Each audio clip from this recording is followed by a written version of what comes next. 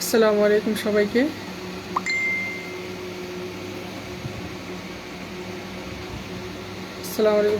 আমি মোহাম্মদ রেজাল করিম।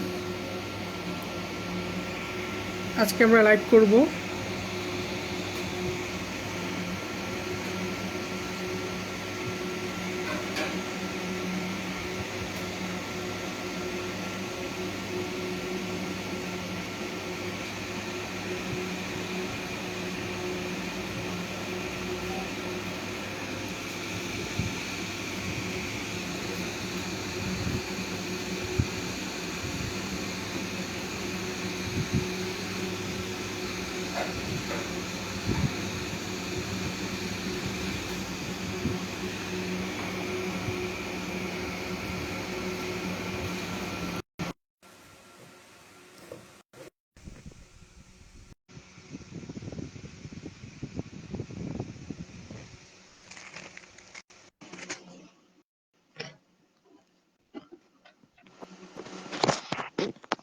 আসসালামু আলাইকুম ওয়া রাহমাতুল্লাহি ওয়া বারাকাতুহু। ওয়ালাইকুম সবাইকে আসসালাম ওয়া আজকে লাইভে রাহমাতুল্লাহ। স্বাগতম। আমি মোহাম্মদ রেজাল করিম। আজকে আমরা লাইভ এসেছি খুবই সাম্প্রতিক এবং সমসাময়িক বিষয়, আমাদের এই যে চব্বিশের বিপ্লব যা সবকিছু পরিবর্তন করে দিয়েছে। চব্বিশের বিপ্লব, যেই বিপ্লব পৃথিবীর ইতিহাসে আগে কোনো দেশ, কোনো জাতি দেখেনি। তো সেটা নিয়ে আজকে আমরা কথা বলবো। তো আমাদের সাথে আছেন তরুণ গবেষক, আলেম এবং যাত্রাবাড়ি বড় মাদ্রাসার অন্যতম ছাত্র সমন্বয়ক মোহাম্মদ আবু বকর সিদ্দিক। আমরা সরাসরি এখন আবু বকর সিদ্দিক ভাইয়ের কাছে যাব যে আবু বকর ভাই, আপনি যদি একটু নিজের পরিচয়টা দিতেন।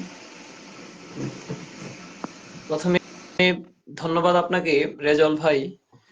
তো আজকে আপনার করে বিশেষ করে যারা আজকে এই লাইভে অংশগ্রহণ করছেন অথবা পরে দেখবেন, সবাইকে আমার সালাম, আসসালামু আলাইকুম, এবং সবাইকে অসংখ্য ধন্যবাদ।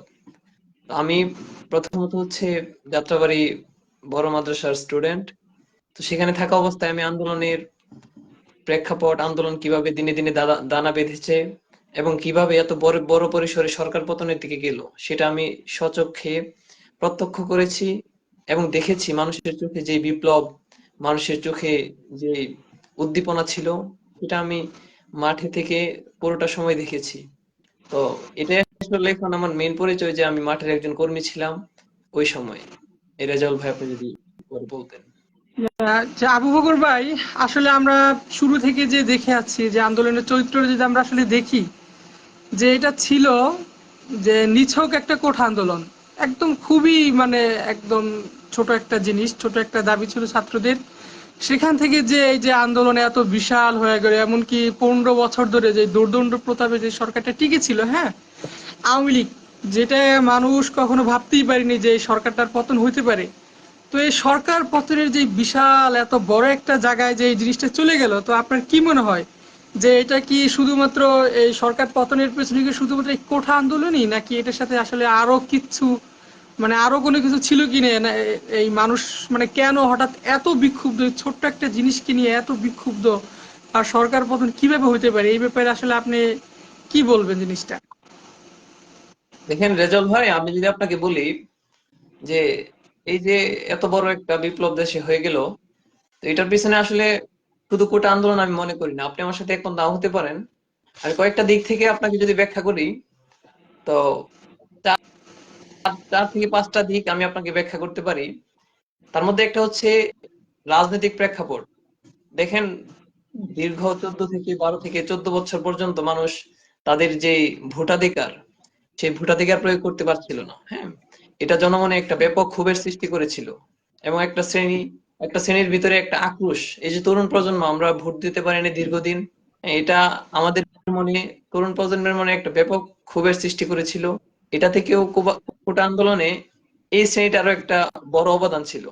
আমি যদি ধর্মীয় দৃষ্টিকোণ থেকে বলি, যে ধর্মীয় যে গোষ্ঠীটা আছে, হেফাজতে ইসলাম বলেন, দেশের অন্যান্য যে ধর্মীয় গোষ্ঠী বলেন, জামায়াতে ইসলাম বলেন, আরো যারা আছে বা যারা ধর্মপ্রাণ মুসলমান আছে, সবাইকেই দেখবেন নানাভাবে এই সরকার আসার পর ঘায়েল করে দমন করার যে নীতি অবলম্বন করেছিল, সেটা ধর্মীয় দৃষ্টিকোণ থেকে ধর্মপ্রাণ মুসলমানদের মনে একটা ক্ষোভ সৃষ্টি করেছিল।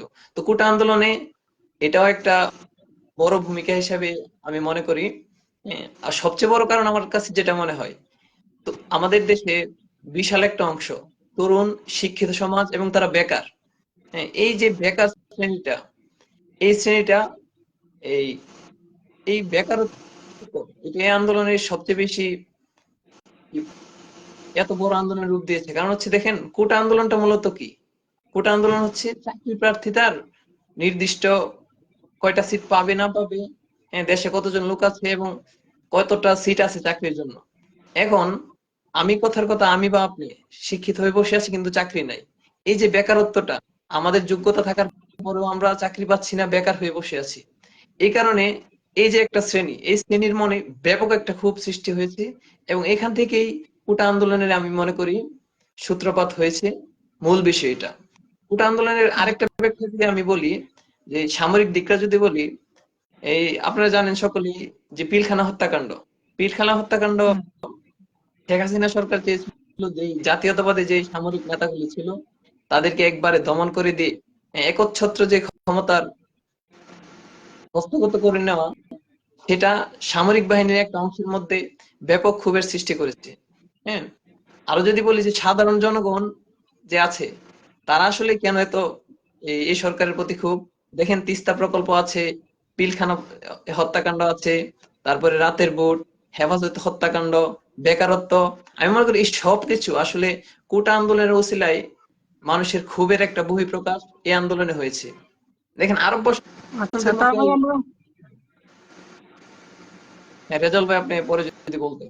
তার মানে আমরা বুঝতে পারলাম আসলে কোঠা আন্দোলন আসলে জাস্ট নিছক উছিলা মাত্র, এর সাথে আরো যে নানান বিষয়, আপনি যে বিষয়গুলো খুব সুন্দরভাবে তুলে ধরলেন, যেমন আমরা কিন্তু আলেমদের বিশাল একটা অংশ খুবই ক্ষুব্ধ ছিল আওয়ামী লীগের উপরে, বিশেষ করে 2013 সালে শাপলা চত্বরে যে ঘটনাটা ঘটছে।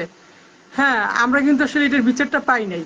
হ্যাঁ, আপনি যেটা বললেন, এবং এই যে ভোট, ভোট তো সরকার বারবার বলছে যে ভোট সুষ্ঠু যে সুষ্ঠু যে, কিন্তু দেশের মানুষ আসলে এটা মেনে নেয় নাই।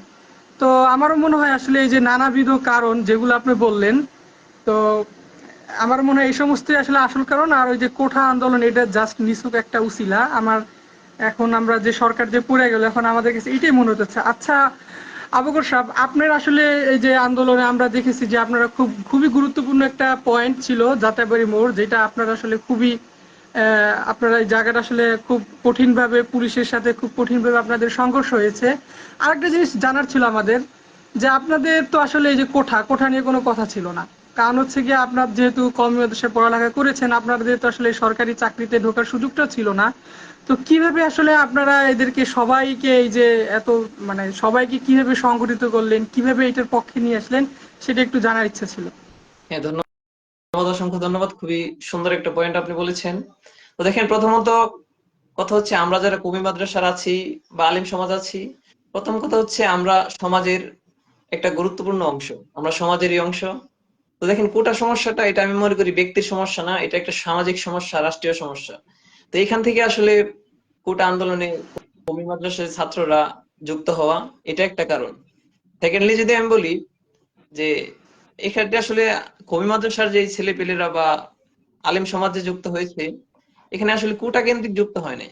সরকারের প্রতি আলেম সমাজ বলেন, দেশের সাধারণ মানুষ হিসাবে যে একটা ক্ষোভ, ব্যাপক ক্ষোভ ছিল, এই ক্ষোভ থেকে আমরা, বিশেষ করে আমি যদি আমার কথা বলি, এই ক্ষোভ থেকে আমরা এখানে অ্যাটেন্ড করা আর কি।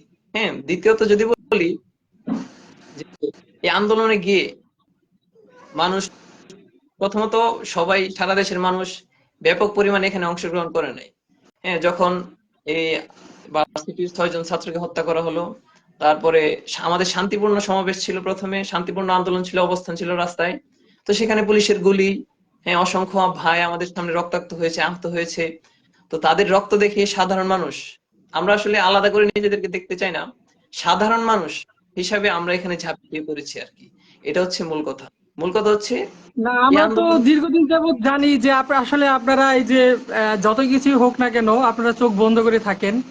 বিশেষ করে এই যে কোনো ইস্যুতেই আপনাদেরকে দেখা যায় না, আপনারা পড়ালেখা মসজিদ মাদ্রাসা নিয়ে ব্যস্ত থাকেন। তো মানে এইবার কি হলো, আমরা আসলে দেখলাম যে আপনাদের খুবই সক্রিয় অংশগ্রহণ, যে বিশেষ করে প্রত্যেকটা পয়েন্টে পয়েন্টে আমরা পোস্তগোলায় দেখলাম যে ফরিদাবাদ মাদ্রাসার ছাত্ররা ব্লক করে দিয়েছে, আপনাদেরকে দেখলাম যে যাত্রাবাড়ি ব্লক করে দিয়েছেন, এবং জায়গায় জায়গায় দেখলাম বিভিন্ন মাদ্রাসার ছাত্ররা নেমেছে, এবং ইভেন আমি যতটুকু জানি এখন পর্যন্ত 73 জন আহত এবং নিহত হওয়ার খবর পাওয়া গেছে, এবং হাজারের উপরে কয়েক হাজার সেটা মানে আহ, আহত।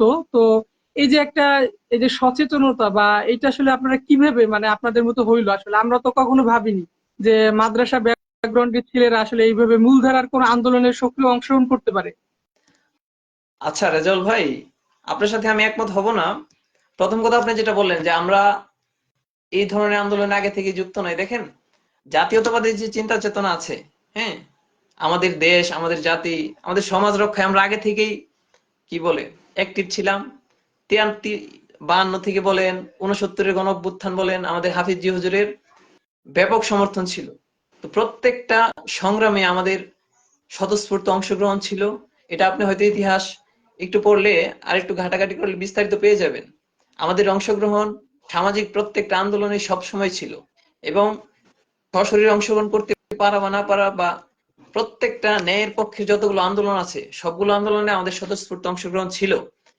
দ্বিতীয়ত যেটা বললেন যে এই আন্দোলনে কেন আমরা এত এত মানে বিপুল সংখ্যক জড়িয়ে পড়লাম, হ্যাঁ, এটার উত্তর হচ্ছে যে দেখেন আমরা পুরো একটা সময় এই স্বাধীনভাবে আমরা ধর্ম পালন করতে পারছিলাম না, বা ধর্মের বাইরেও যদি দেখেন দেশের দুর্নীতি, বেকারত্ব, অর্থনৈতিক যে অধপতন, এবং আমরা জানেন যে হিন্দুত্ববাদী মোদী সরকারের, ধর্মপ্রাণ প্রত্যেকটা মুসলমান হিন্দুত্ববাদী মোদী সরকারের বিরোধী, এবং হতে হবে এটা। তো আমরা যখন দেখলাম এই আওয়ামী সরকার হিন্দুত্ববাদী বিজেপি সরকারের লেজুর ভিত্তি করে যাচ্ছে একের পর এক, তখন আমরা স্বভাবতই এই আওয়ামী সরকারের বিরোধী হয়ে গেলাম। হ্যাঁ, এটা হচ্ছে সবাই আমার মতো নাও হতে পারে, আমি যদি একটু ব্যক্তিকেন্দ্রিক বলি এমন হতে পারে আর কি। তো আওয়ামী সরকারের বিরুদ্ধে যে আমরা সুতা পাওয়া মাত্র বা সুযোগ পাওয়া মাত্র আমরা সেখানে তার বিরুদ্ধে নামার একটা অপশন বা সুযোগ পেয়ে গেলাম, যে যখন তখন এটা আমরা হাতছাড়া করতে চাইলাম না। হ্যাঁ, দু একদিন পরে আমরা শুরু করলাম সরকার পতনের আন্দোলনের দিকে নিয়ে গেলাম। রেজাল ভাই পরে যদি বলতেন। আচ্ছা আবুকর ভাই, আমরা আসলে আমি জানি যতটুকু, বা আমরা সহযোগী হিসেবে যেটুকু জানি যে যাত্রাবাড়ি মাদ্রাসার যে শুরু দিকে যারা এই আন্দোলনের নেতৃত্ব দিয়েছে এবং সমন্বয়ক যারা ছাত্রলীগে সংগঠিত করেছে, তাদের মধ্যে আপনিও অন্যতম একজন। তো এই যে ছাত্রলীগকে যে সংগঠিত করা বা সমন্বয়ক হিসেবে আসলে আপনি জানা মতে আপনাদের মাদ্রাসাতে আসলে কতজন আহত বা নিহত এরকম কোনো তথ্য আপনার কাছে আছে কিনা? এখানে আসলে নির্দিষ্ট কোন তথ্য এখন আমার কাছে নাই, তবে অসমর্থিত কিছু সূত্র আনুমানিক থেকে আমি বললেও হবে, হ্যাঁ।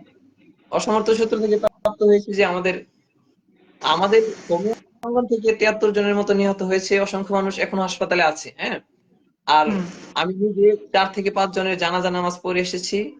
হ্যাঁ, কমপক্ষে 6 থেকে 7 জন আমাদের মাদ্রাসার নিহত হয়েছেন, এবং অসংখ্য মানুষ আহত হয়েছে। আমি নিজেও ভিকটিম। তো অসংখ্য মানুষ আহত হয়েছে, এবং যারা আহত হয়ে হাসপাতালে বা দেশের বাড়িতে চলে গেছে তাদের ডাটাটা এই মুহূর্তে আমাদের কাছে আসতেছে না। যার কারণে মানুষ মৃত্যুবরণ করলেও এটা বোঝা যাচ্ছে না যে কতজন মানুষ মরলো, আচ্ছা। কারণ যারা অর্ধমৃত হয়ে হাসপাতালে চলে গেছে তাদের দেশের বাড়িতে চলে গেছে, তো তাদের ফেয়ার ডাটা আমাদের কাছে আসে না। এটা হচ্ছে সঠিক তথ্য না দিতে পারার অন্যতম একটা কারণ। যে যাত্রাবাড়ি থানার তো আসলে আমরা যেটা দেখেছি, যাত্রাবাড়ি থানার যে পুলিশ তাদের আসলে খুব কঠোর একটা অবস্থান ছিল। হ্যাঁ, আমরা যতদূর জানি যে ওই জায়গাটায় বিশেষ করে একদম শুরুর দিকে যখন আসলে অত একটাই ছিল না, তখন একদম সর্বপ্রথম যাত্রাবাড়ি টোলঘর জ্বালায় দেওয়া হয়েছে, এবং এই পুলিশের সাথে এখানে যে কয়েকবার যে মারাত্মক ধরনের যে সংঘর্ষ, পাল্টা সংঘর্ষ যেটাই আপনি বলেন, হ্যাঁ সেটা তো আসলে খুবই একটা মারাত্মক পর্যায়ে চলে গিয়েছিল। তো এরকম সেখানে যে আপনার অংশগ্রহণ, সেখানে আমরা দেখেছি আপনার অংশগ্রহণ, তারপরে যদি আপনি আমাদের আপনার নিজে দেখা বা আপনার নিজের সম্পৃক্ত যে কয়েকটা ঘটনা আপনি আমাদেরকে আগে আমরা আপনার কাছ থেকে শুনেছি, সেটা যদি আপনি এখন দর্শকদের উদ্দেশ্যে বলতেন। আসলে এখানে হচ্ছে এই আপনি যদি আন্দোলনের সূচনাটা কিভাবে হয়েছে সেটা আমি প্রথমে ব্যাখ্যা করি। যে দেখেন, প্রথমে আন্দোলনটা ভার্সিটি কেন্দ্রিক ছিল, ভার্সিটির হলে হলে হয়েছে।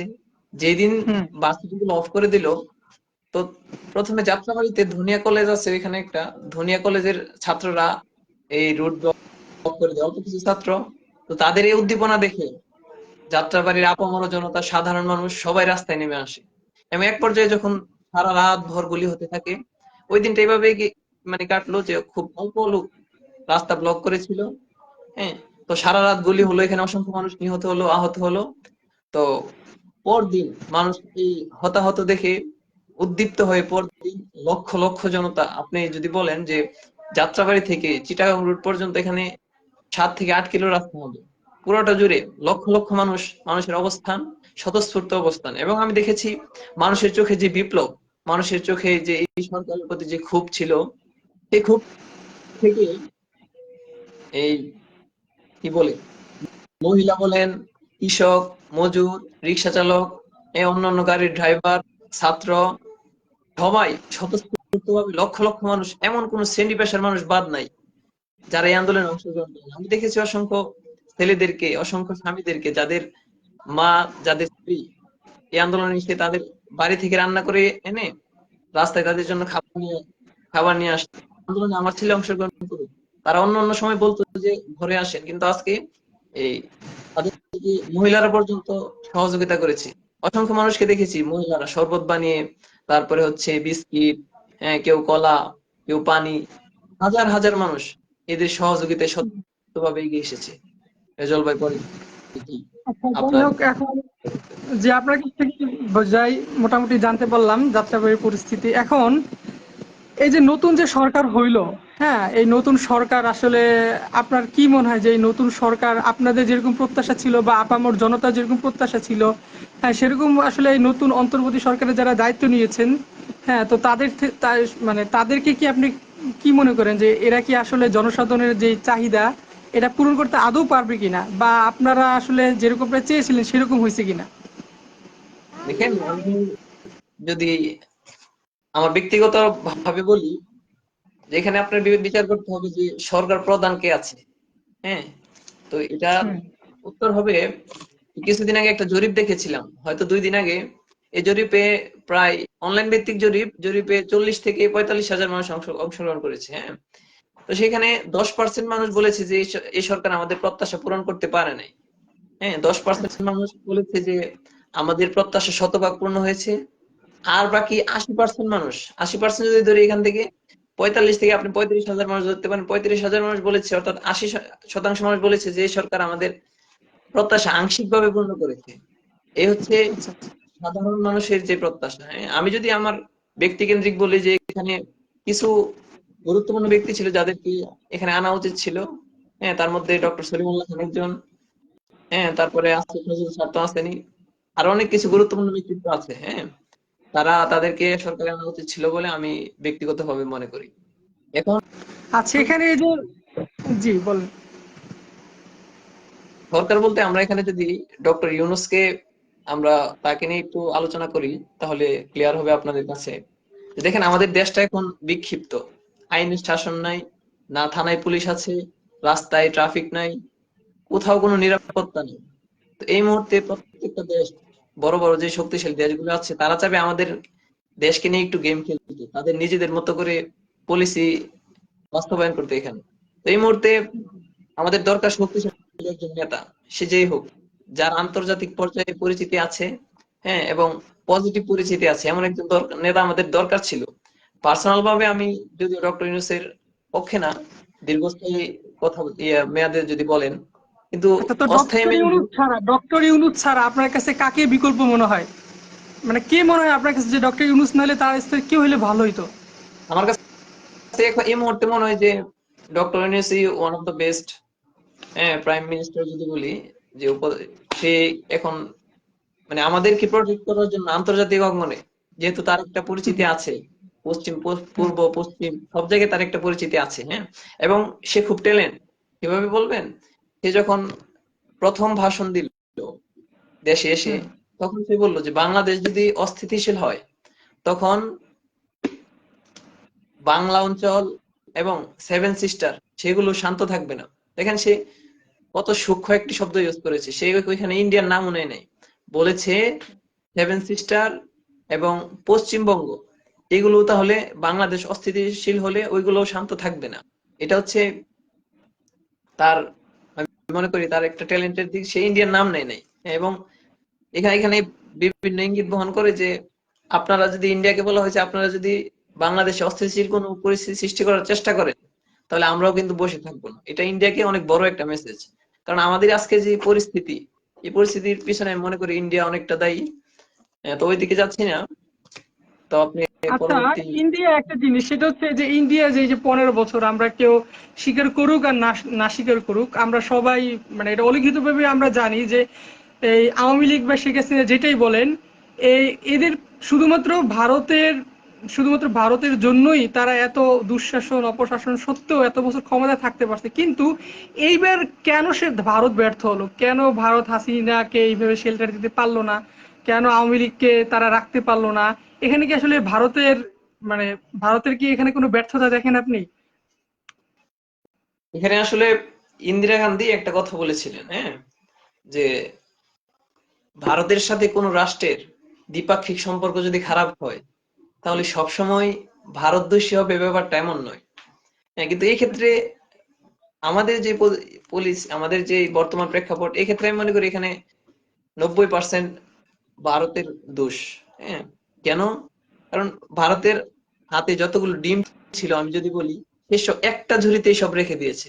আওয়ামী লীগের যে ঝুড়ি ছিল এখানেই সব রেখে দিয়েছে। হ্যাঁ, বিকল্প কোনো অপশন তারা হাতে ছিল না, বিকল্প কোনো অপশন সে হাতে রাখেও নাই। এই কারণে আমি মনে করি যে তার এই একটা দলের ভরাডুবির কারণে সারা দেশের সাথে তার সম্পর্কের যে অবনতি, এই অবনতিটা হয়েছে।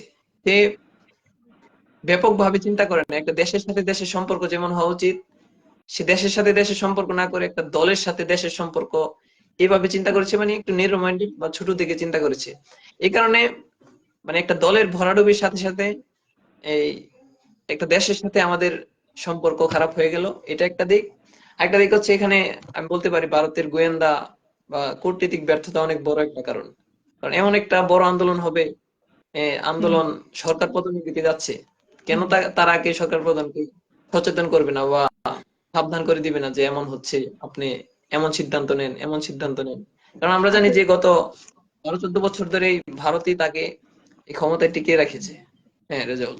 আচ্ছা, এখন যে শেখ হাসিনাকে যে ভারত আশ্রয় দিল, হ্যাঁ, ভারত যে শেখ হাসিনাকে যে আশ্রয় দিল, এটা আসলে এই জিনিসটাকে আসলে আপনারা কিভাবে ব্যাখ্যা করেছেন, কিভাবে দেখতেছেন যে আসলে ভারত কি তাহলে সরাসরি আমাদের বাংলাদেশের রাষ্ট্রের বিরুদ্ধে সরাসরি শেখ হাসিনাকে, যিনি বর্তমানে সবার চোখে একজন খুনি, হ্যাঁ, একজন পলাতক আসামি, এরকম একটা পার্সনকে ভারত যে আশ্রয় দিচ্ছে, হ্যাঁ, এটা আসলে আপনারা কিভাবে দেখছেন? দেখেন, ভারত এখন যে একটা পরিস্থিতিতে আছে, যে একজনকে আপনি পেলে পুষে, হ্যাঁ, আধার দিয়ে বড় করেছেন, এখন সে আপনাকে আপনার দেশের জন্য বাংলাদেশকে প্রায় বিক্রি করে দিয়েছিল, হ্যাঁ। হুম, তখন এই লোকটা যখন বিপদে পড়বে তখন আপনার বাধ্য হয়ে তাকে আশ্রয় দিতে হবে। এখন ভারতও চাচ্ছে না যে সে, শেখ হাসিনা কি বলে, ওই ইন্ডিয়াতে থাকুক। কারণ যদি সে ইন্ডিয়াতে থাকে তাহলে বাংলাদেশের সাথে তার হুম। দ্বিপাক্ষিক যে সম্পর্ক সেটা অবনতির দিকে যাবে। কিন্তু সে নাও করতে পারছে না, গ্রহণ করেও বিপদে আছে, এমন একটা সিচুয়েশনে সে আছে আর কি। এই যদি আমি আচ্ছা বলি। ভাই, এখন একটা জিনিস, এই যে এত বছর ধরে ক্ষমতায় থাকে একটা দল, যে এই দলটা আসলে এত হঠাৎ মানে পতন হয়ে যাবে, এটা তো আসলে কেউই ভাবতে পারে নাই। তো এখন আপনার কি মনে হয় আসলে ভবিষ্যতে এই আওয়ামী লীগের ভবিষ্যৎটা কি? আসলে তারা কি আবার এখানে কি মানে দাঁড়াতে পারবে, বা দাঁড়াতে যদি তারা যদি তাদেরকে পুনর্গঠন করে বা বাংলাদেশের রাষ্ট্র ক্ষমতায় আসতেও চায়, বা বাংলাদেশে যদি আগের তারা সেই পূর্বের অবস্থায় ফিরে পেতে চায়, তাহলে আপনার কি রকম সময় বা লাগতে পারে, এবং এই ক্ষেত্রে তাদের কি কি করা লাগতে পারে আপনার কি মনে হয়? দেখেন, প্রথম কথা হচ্ছে এমন বড় একটা দল হঠাৎ কেন পতন হলো?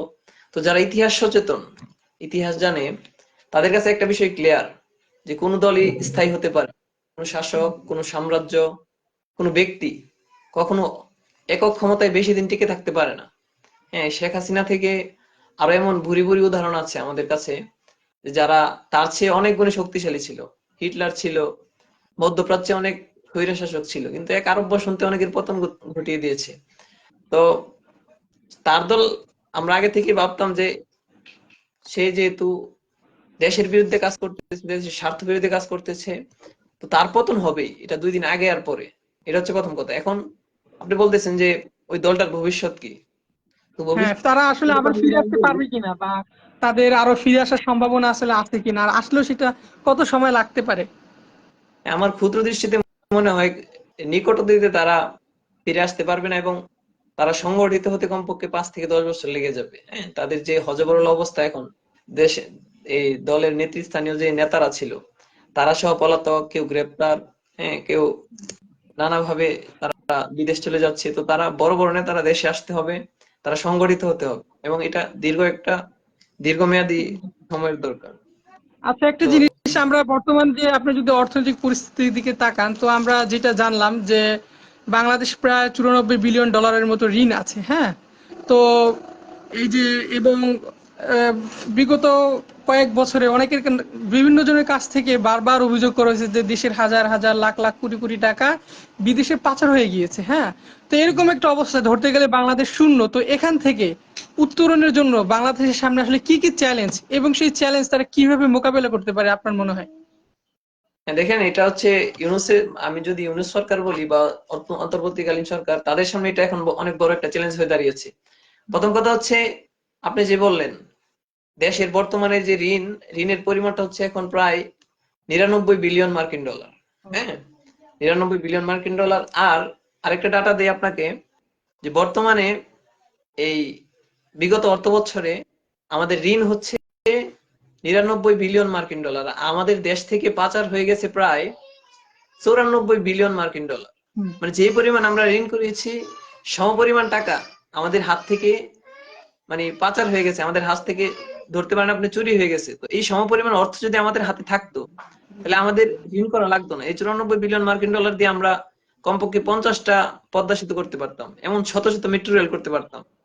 আমাদের বাইরের দেশের কাছে ভিক্ষা করা লাগতো না আজকে। তো এই অবস্থায় থেকে আমাদের ঘুরে দাঁড়াতে হলে এখন সৎ নেতৃত্বের কোনো বিকল্প নেই। হুম। একজন বলিষ্ঠ, সাহসী এবং আন্তর্জাতিক পরমণ্ডলে ডক্টর ইউনূসের মতো একজন নেতার প্রয়োজন, যে কিনা এই আমাদের দেশে যে হযবরল অবস্থা, এখন বিদেশি বিনিয়োগ আকৃষ্ট করাটা অনেক বড় একটা চ্যালেঞ্জ সরকারের সামনে। হুম। দেশের অর্থনীতি চাঙ্গা হতে হলে বিদেশি বিনিয়োগকে আকর্ষণ করতে হবে, দেশের শান্তি শৃঙ্খলা ফিরিয়ে আনতে হবে, এবং অবকাঠামোর যে একটা ব্যাপক ক্ষয়ক্ষতি হয়েছে আমাদের এই আন্দোলনে, এই অবকাঠামো হুম। মেরামত করতে হবে। এবং ইউরোপীয় যে কান্ট্রি গুলো আছে, আপনি জেনে থাকবেন যে তারা নির্বাচনী সরকার না হলে তারা বিনিয়োগে আগ্রহী হয় না। হ্যাঁ। তারা বিনিয়োগের হ্যাঁ। ক্ষেত্রে বলে যে নির্বাচনী সরকার আনেন, তারপরে আমরা বিনিয়োগ করব। বা বিভিন্ন অর্থনৈতিক চুক্তি বলেন, হ্যাঁ, দ্বিপাক্ষিক চুক্তি বলেন, এই চুক্তিগুলি তারা করবে। তো এই ক্ষেত্রে প্রধান চ্যালেঞ্জ হচ্ছে যে সংক্ষিপ্ত সময় যতটুকু পারে, হ্যাঁ, দেশের শান্তি শৃঙ্খলা ফিরিয়ে আনা, আইনের শাসন ফিরিয়ে আনা, এবং স্থিতিশীল অবস্থা দাঁড় করানো, এবং কি বলে নতুন একটা নির্বাচন দেওয়া, এটা হচ্ছে সবচেয়ে গুরুত্বপূর্ণ, যত কম সময় পারা যায়। কারণ যারা এখন নেতৃত্বে আছে তারা কিন্তু শতভাগ সমর্থনে নাই। তো আচ্ছা। নতুন নির্বাচন দেওয়া, শান্তি শৃঙ্খলা ফিরিয়ে আনা, হ্যাঁ।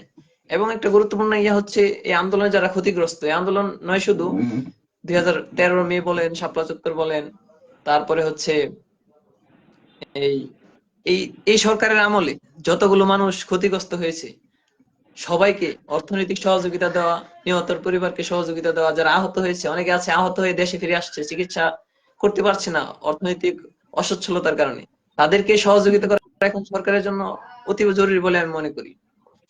শৃঙ্খলা ফিরিয়ে আনে বিদেশি বিনিয়োগকে আকৃষ্ট করতে হবে। এজন্য ডক্টর ইউনূসের যে আন্তর্জাতিক পরিমণ্ডলে ব্যাপক একটা পরিচিতি আছে, সেটাকে কাজে লাগাতে হবে আমি মনে করি। তাহলে আচ্ছা, এই দেশের যে একটা আমাদের জিনিস, সেটা দক্ষ হচ্ছে এই যে জনশক্তি আছে, হ্যাঁ। যে সরকারের মেয়াদটা তো এখনো নির্ধারিত না, হ্যাঁ। আমরা এখনো জানি না আসলে এই সরকারটা আসলে কত বছর বা কত মাস থাকবে, কিন্তু এই যে এত দীর্ঘদিনের ফলে আমাদের এখানে যে একটা লুটপাট দুর্নীতির যে একটা সংস্কৃতি চলে আসছে, হ্যাঁ। আসলে আমার তো মনে হয় না যে এটা আসলে এত দ্রুত বিএনপি বা অন্য যারা দাবি করছে যে 3 মাসের মধ্যে নির্বাচন, এত দ্রুত, এত বছরের জঞ্জাল এত দ্রুত এই 3 মাস সময় বা এই অল্প সময় এটা দূর করা সম্ভব কিনা, বা আপনার কি মনে হয় যে আসলে একটা সুষ্ঠু এবং একটা রুলস এবং একটা কাঠামো তৈরি করতে, হ্যাঁ, আসলে কত বছর সময় দেওয়া যেতে পারে এই তত্ত্বাবধায়ক সরকারকে? এখানে আসলে তত্ত্বাবধায়ক সরকার, আমার মনে হয় সর্বোচ্চ 3 বছর সময় নিবে, সর্বনিম্ন 1 বছর হতে পারে। হ্যাঁ, তো হুম। এই 3 বছরও যদি আমি সর্বোচ্চ ধরে নিই, 3 বছরেও কিন্তু দেশ পুনর্গঠন সম্ভব না। সে একটা কাজ করতে পারবে, দেশকে একটা একটা নিয়মের মধ্যে, একটা শৃঙ্খলার মধ্যে সে এনে দাঁড় করিয়ে দিতে পারবে, এবং একটা আদর্শ ভিত্তিক কিছু লিডার তৈরি করে যেতে পারে, যারা আইন শৃঙ্খলা বাহিনীতে থাকবে, সামরিক বাহিনীতে থাকবে, বা সরকারের যে সমস্ত সংস্থাগুলি আচ্ছা, আছে, তার এই মানে সমস্ত আপনি বলছেন সংস্থাকে আসলে এই যে 3 মাস বা 1 বছর যেটাই বলুক সেই সময়টা আসলে যথেষ্ট না, আরো যথেষ্ট অনেক না। বেশি সময় দেওয়া দরকার। বেশি কিন্তু আসলে সময়। একটা অনির্বাচিত সরকারকে, হ্যাঁ, আসলে এরকম সময় দেওয়াটা আসলে কি মেনে নিবে কিনা, আসলে এটাও তো একটা প্রশ্ন থাকে, তাই না? হ্যাঁ, জনগণ অবশ্যই মেনে নিবে না, কিন্তু এই সময়টার ভিতরে তাদের যতটুকু পারা, সদিচ্ছা থেকে, সদিচ্ছা যদি থাকে, অল্প সময় অনেক কাজ করা যায়, যদিও সেটা মানে পুরোপুরি না, কিন্তু অনেক কিছু করা যাবে তাদের যদি সদিচ্ছা থাকে, এবং আমার মনে হয় সদিচ্ছা তাদের মধ্যে আছে। আচ্ছা, আচ্ছা। এখন এই যে ছাত্ররা যে এত বড় একটা বিপ্লব ঘটায় ফেললো, হ্যাঁ, এখন এই যে আমরা বিগত বছরেও দেখেছি, যেমন আমরা আওয়ামী শাসন, বিএনপি শাসন, যারা বলেন সবাইকে আমরা মোটামুটি সব রাজনৈতিক দলকেই আমরা দেখেছি এবং তাদের শাসন শোষণের ব্যাপারে আমরা জানি। এখন এখানে আসলে এই সামনে যে ইলেকশন হচ্ছে বা হবে, বা এখানে কি আসলে নতুন কোনো দল উঠে আসার সম্ভাবনা আছে কিনা বা আসা উচিত কিনা?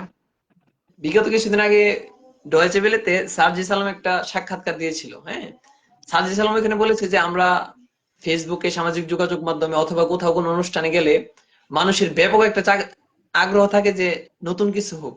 কারণ বিএনপি জামাত যে সরকার ছিল, ওরাও হুম, দুর্নীতিগ্রস্ত, ওদের দুর্নীতির লম্বা ফিরিস্তি আছে। হ্যাঁ, হুম। তো বিশেষ করে তরুণ সমাজ, যারা আজ থেকে 10 বা 20 বছর পরে সমাজের মেরুদণ্ড হবে, যারা মূল নেতৃত্বে আসবে, তারা এখন চাচ্ছে যে নতুন দল আসুক। এবং সার্জিস আলমের কয়েকটা সাক্ষাৎকার এবং ফেসবুকের পোস্ট, এগুলো দেখে আমার মনে হচ্ছে যে নতুন দল একটা আসবে, নতুন দল গঠন হবে। এবং নতুন গঠন হলে আমি মনে করি না যে নিকট অতীতে তারা ক্ষমতায় আসতে পারবে। আমি মনে করি এটা একটা সময়োপযোগী সিদ্ধান্ত, যদি তারা নতুন দল গঠন করে, এবং 15 থেকে 20 বছর পরে হলেও তারা ক্ষমতায় আসবে বলে আমি বিশ্বাস করি, এবং তরুণ প্রজন্ম ব্যাপকভাবে তাদেরকে সাপোর্ট দিবে। আচ্ছা, সেই দলটাকে এখন এই ছাত্রদের মধ্য থেকে আপনি কি বলছেন যে ছাত্রদের দলের কথা বলতেছেন সেটা? হ্যাঁ, হ্যাঁ, ছাত্ররা নেতৃত্বে থাকবে। বাকি আমার মনে হয় যে আসিফ নজরুল স্যার বা সলিমুল্লাহ খান, না, ওদের মতো তারা কেউ তো এখন কাউকে যদি লিডার বানিয়ে তত্ত্বাবধায়ক নেওয়া সরকার হয়। চলে গেছে, এখানে তো তাদের আসলে কোনো কিছু করার নাই। আমরা বলতেছি যে যে এই ছাত্র সমাজের নেতৃত্বে এই আন্দোলনটা হলো, হ্যাঁ, তাদের আসলে নতুন কোনো দল গঠন করা উচিত কিনা, বা যদি তারা নতুন দল গঠন করে এখানে জনগণের সমর্থনটা আসলে থাকবে কিনা, আপনার কি? হ্যাঁ, আমার মনে হয় নতুন দল গঠন করা উচিত, কারণ এখন এই আওয়ামী লীগ সরকারের আমলে তারা যে একটা সিচুয়েশন দাঁড় করিয়েছিল, যে একপাক্ষিক রাজনীতি, আমার মনে হয় এখন বিএনপি যদি আসে তাহলে এটাও একপাক্ষিক হয়ে যাবে। হ্যাঁ, তো হুম। একপাক্ষিক যেন না হয়, এজন্য মানুষ চাচ্ছে আরেকটা দল হোক। এবং বিএনপির প্রতি, আওয়ামী লীগের প্রতি দেশের সিংহভাগ মানুষ সন্তুষ্ট না, তারা চাচ্ছে নতুন দল আসুক, বিশেষ করে তরুণ সমাজ। সুতরাং নতুন দল একটা আসুক, এটা জনগণের ভাবনা, এবং আমি মনে করি যে তারা ব্যাপক সাপোর্ট পাবে। ও, আচ্ছা, ধন্যবাদ আবু বকর ভাই, আপনি অনেক মূল্যবান সময় আমাদেরকে দিয়েছেন। আমরা জানি যে আপনি আসলে এই আন্দোলনের সময় আসলে খুব অনেক পরিশ্রম করেছেন এবং অসুস্থ হয়েছিলেন। তো আলহামদুলিল্লাহ আমরা আপনাকে সুস্থ অবস্থায় পেয়েছি এবং আপনার মূল্যবান বক্তব্য শুনেছি। তো আশা করি যে আমাদের দেশ যেই পথে যাচ্ছে যেন সেটা ভালোই হয়, যেন ছাত্র এবং নাগরিকের যে একটা অভ্যুত্থান বা বিপ্লব, সেই বিপ্লবের ফলে যেন আমাদের দেশ আবার নতুনভাবে ঘুরে দাঁড়াতে পারে, নতুন প্রজন্ম যেন এই দেশটাকে সুন্দরভাবে বিনির্মাণ করতে পারে, সেই প্রত্যাশাই আমাদের দর্শকদের কাছে আমাদের সেই প্রত্যাশা। তো আজকের মতো তাহলে আমরা আমাদের অনুষ্ঠানটা শেষ করছি। আল্লাহ জি হাফেজ। রেজাউল, আপনাকে অসংখ্য ধন্যবাদ এমন সুন্দর একটি আয়োজন করার জন্য। আপনাকে অভিনন্দন। আপনাকেও ধন্যবাদ আপনার মূল্যবান সময় দেওয়া। তাহলে আসসালামু আলাইকুম ওয়া রাহমাতুল্লাহি ওয়া বারাকাতুহু।